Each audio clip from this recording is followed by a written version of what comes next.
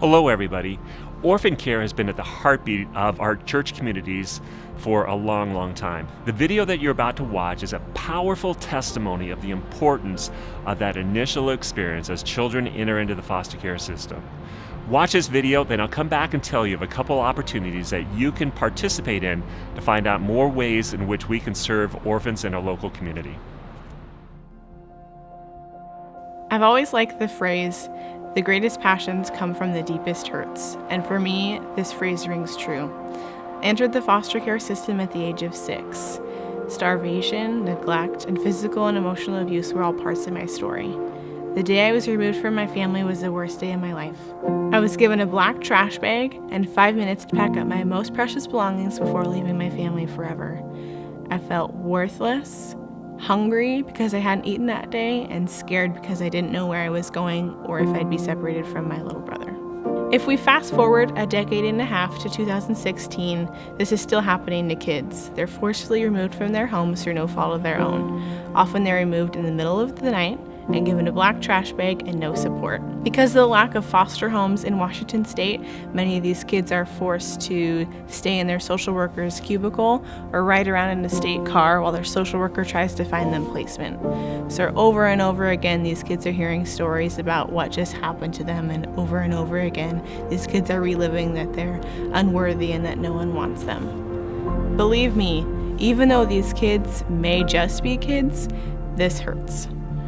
In 2010, Hand in Hand launched their pilot program, Safe Place.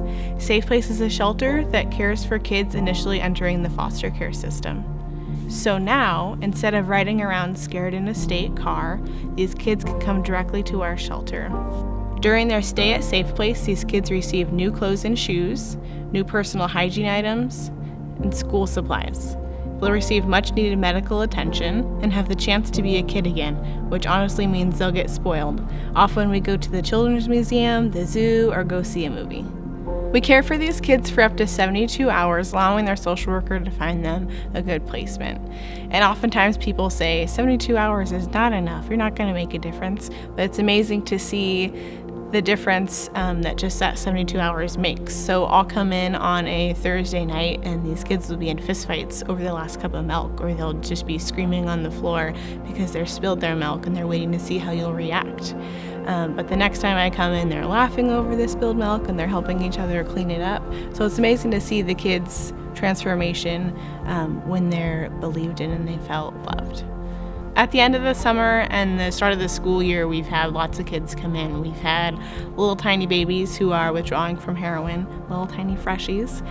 We've had toddlers who are so happy and so joyful to get a fresh, warm meal, and toddlers who are having accidents and they crouch in a corner waiting to see what you're going to do to them. We've also had school-age kids that come through and they get their own toothbrush for the first time, and honestly they're more excited for that toothbrush than our Xbox. You don't have to be a rocket scientist or have a master's degree in theology to come help these kids. There's so many ways to get involved to make a difference in their lives. I know because that kid was once me.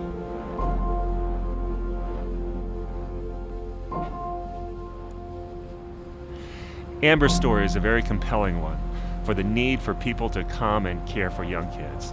If you may be interested in becoming a foster parent, on Sunday, June 11th from 4 to 5:30 here at Mill Creek, we're having an informational meeting for you. Coming doesn't commit you to anything other than getting good information about what it means to become a foster parent. If you may be interested in volunteering at Safe Place, the facility you just saw in the video, on Tuesday, June 13th from 6:30 to 8 at Safe Place, there's going to be an informational meeting for you about what that entails. We have people in the foyer today that'll be able to answer your questions and get your contact information. Coming doesn't commit you to anything other than getting good information. We hope to see you at one of these two events.